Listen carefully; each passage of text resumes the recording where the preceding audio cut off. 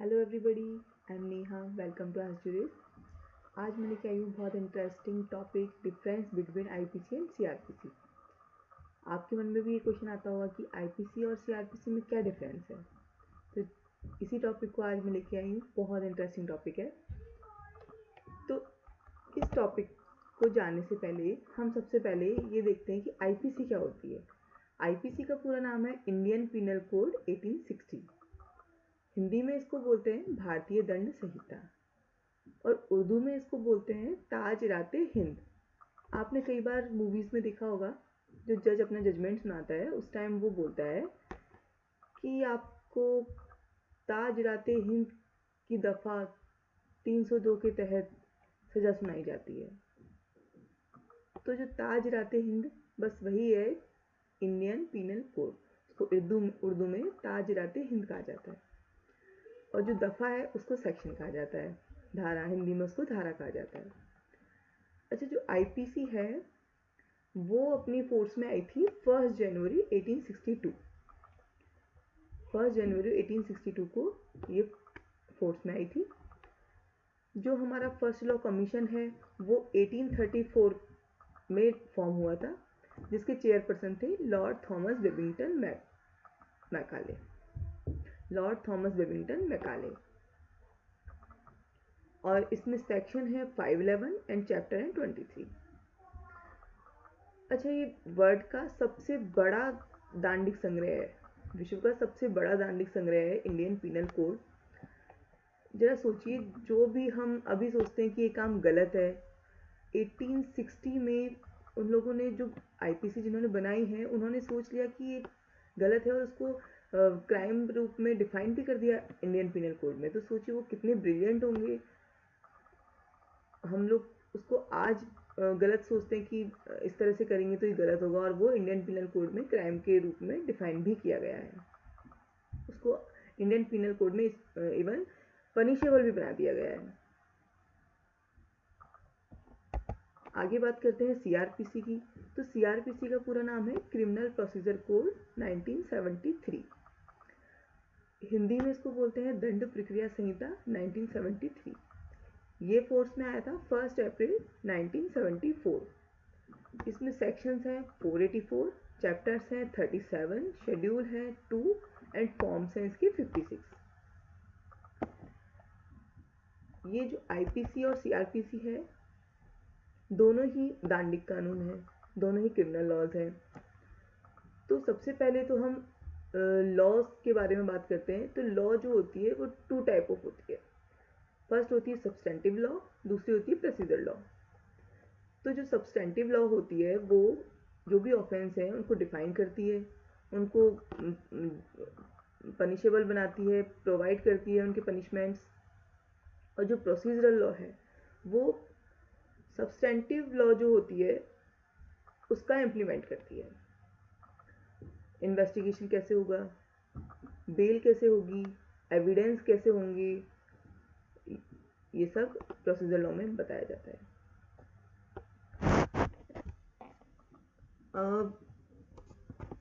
जो लॉज हैं उनके बारे में सब कुछ जानना बहुत ज़रूरी है।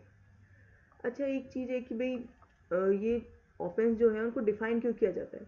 तो डिफ़ाइन इसलिए किया जाता है क्योंकि आम आदमी को भी तो पता होना चाहिए कि क्राइम होता क्या है, उसके बारे में पूरी नॉलेज होनी चाहिए।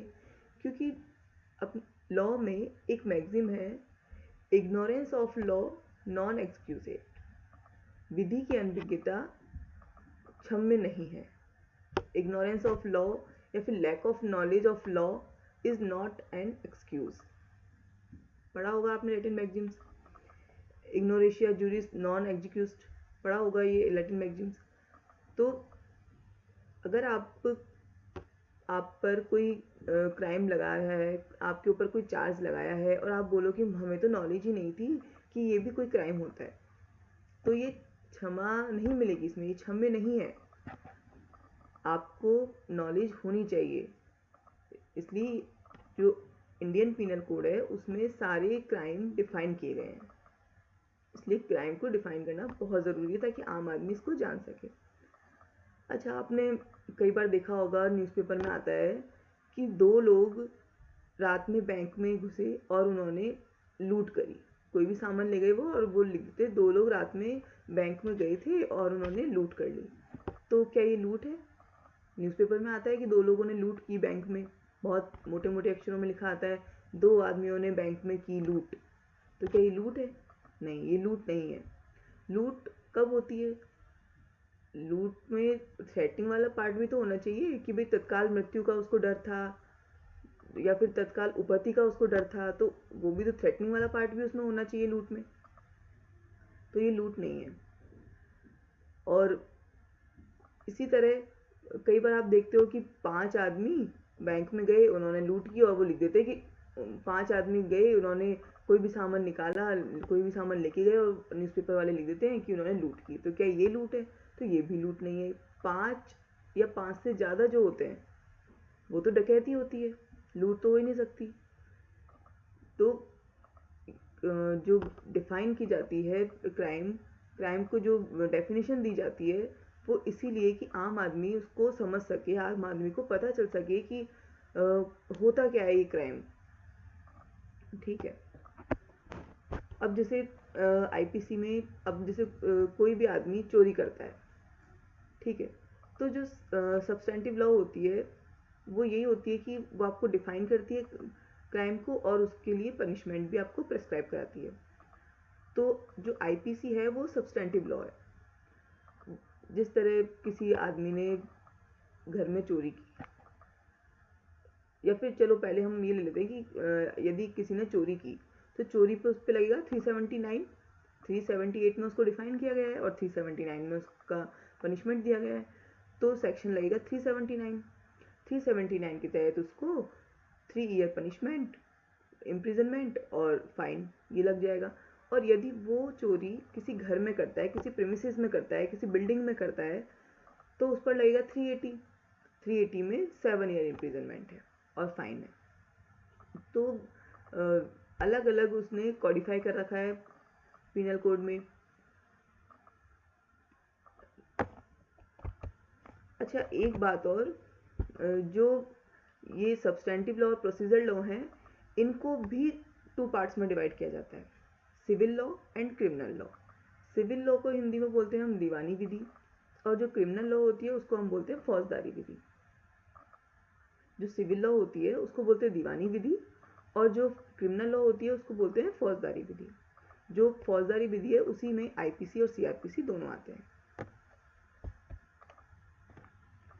अब डिफरेंस की बात कर लेते हैं, डिफरेंसेस क्या हैं आईपीसी और सीआरपीसी में। तो जैसा कि मैंने आपको पहले बताया कि सब्सटेंटिव लॉ होती है वो जो भी क्राइम होता है, जो भी ऑफेंस होता है उसको डिफाइन करती है, और उसके लिए जो भी पेनल्टी है, पनिशमेंट है, वो सब प्रोवाइड कराती है। ठीक है। तो आईपीसी सब्सटेंटिव लॉ हो गया, और जो सीआरपीसी है वो हो गया प्रोसीजरल लॉ। तो आईपीसी डिफाइन करती है क्राइम को and classifies them into multiple categories. अलग अलग कैटेगरीज में उसको डिफाइन करती है। जैसे अभी मैंने आपको चोरी का एग्जांपल दिया कि वैसे चोरी करी तो 379 लगा, घर में चोरी करी 380 लगा। And prescribes penalties and the punishment. IPC आपको पेनल्टी एंड पनिशमेंट भी प्रोवाइड कराती है। और प्रोसीजरल लॉ में क्या होता है कि डिफाइन द प्रोसीजर, आपको प्रोसीजर के बारे में पूरा बताया जाता है। लाइक इन्वेस्टिगेशन कौन करेगा, कैसे होगा, एविडेंस कैसे ली जाएगी, ट्रायल कैसे होगा, बेल किस तरह से होगी। तो ये सब जो पार्ट है वो होता है प्रोसीजर का पार्ट। जो सब्सटेंटिव लॉ होता है उसका इम्प्लीमेंशन जो होता है वही प्रोसीजरल लॉ है। सब्सटेंटिव लॉ का इम्प्लीमेंशन ही प्रोसीजरल लॉ है, और ये सीआरपीसी प्रोसीजरल लॉ में ही आती है। एक तरह से देखा जाए तो सीआरपीसी कोर्ट और मजिस्ट्रेट को उसकी पावर प्रोवाइड कराती है। कोर्ट और मजिस्ट्रेट की जो पावर्स हैं वो सब सीआरपीसी में प्रोवाइड करा रखी है। आप इनके डिफरेंसेस में ये भी लिख सकते हैं कि आईपीसी कब फोर्स में आया था, आईपीसी और सीआरपीसी कब फोर्स में आया था। आईपीसी फोर्स में आया था 1 जनवरी 1862 एंड सीआरपीसी कब फोर्स में आया था 1 अप्रैल 1974। एक आप ये लिख सकते हो कि जो आईपीसी है उसमें 511 सेक्शन है जबकि सीआरपीसी में 484 सेक्शन है। आईपीसी में 23 चैप्टर्स हैं, जबकि सीआरपीसी में कितने चैप्टर्स हैं? 37 चैप्टर्स हैं। तो इनका भी डिफरेंस लिख सकते हो आप कि इसमें आईपीसी में 23 चैप्टर्स हैं एंड सीआरपीसी में 37 चैप्टर्स हैं। अच्छा, सीआरपीसी में 2 शेड्यूल भी दी गई हैं और 56 फॉर्म्स भी दिए गए हैं जो कि आईपीसी में नहीं दिए गए हैं, है ना। तो बस ये डिफेंस वाला पार्ट था। बहुत छोटा सा टॉपिक है, बहुत इंटरेस्टिंग टॉपिक है और डिफरेंसेस आपको पता होना ही चाहिए। आईपीसी और सीआरपीसी तो आप पढ़ते ही, आपने जब से ग्रेजुएशन की है लॉ में तब से ही पढ़ते आ रहे हैं आईपीसी और सीआरपीसी। तो डिफरेंसेस मालूम होना आपके लिए बहुत ज़रूरी है। मैं उम्मीद करती हूँ कि आपको ये टॉपिक बहुत क्लियर हो गया होगा। इसी तरह से आगे और नई वीडियोस लाती रहूँगी। तब तक के लिए बाय।